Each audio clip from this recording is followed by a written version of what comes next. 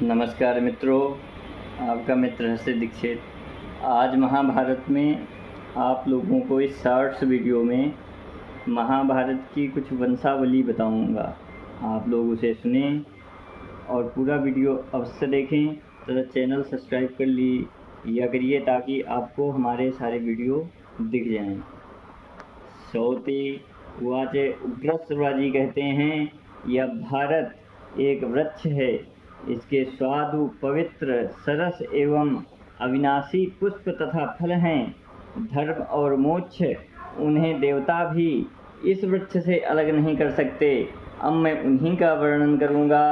पहली की बात है, शक्तिशाली धर्मात्मा श्री कृष्ण द्वैपायन व्यास ने अपनी माता सत्यवती और परम ज्ञानी गंगा पुत्र भीष्म पितामह की आज्ञा से विचित्र वीर की पत्नी अंबिका आदि के गर्भ से 3 अग्नियों के समान तेजस्वी 3 कुरुवंशी पुत्र उत्पन्न किए, जिनके नाम हैं धृतराष्ट्र, पांडु और विदुर।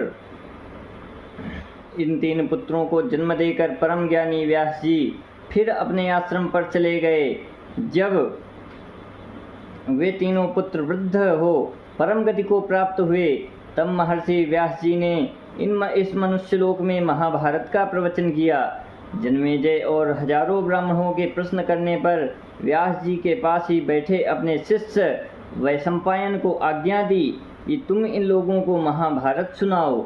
वैशंपायन याज्ञिक सदस्यों के साथ ही बैठे थे, अतः जब यज्ञ कर्म में बीच बीच में अवकाश मिलता तब यजमान आदि के बार बार आग्रह करने पर उन्हें महाभारत सुनाया करते थे। इस महाभारत ग्रंथ में व्यास जी ने कुरुवंश के विस्तार, गांधारी की धर्मशीलता, विदुर की उत्तम प्रज्ञा, बुद्धि और कुंती देवी के धैर्य का भली भांति वर्णन किया है। महर्षि भगवान व्यास ने दुर्योधन आदि के दुर्व्यवहारों का स्पष्ट उल्लेख किया है।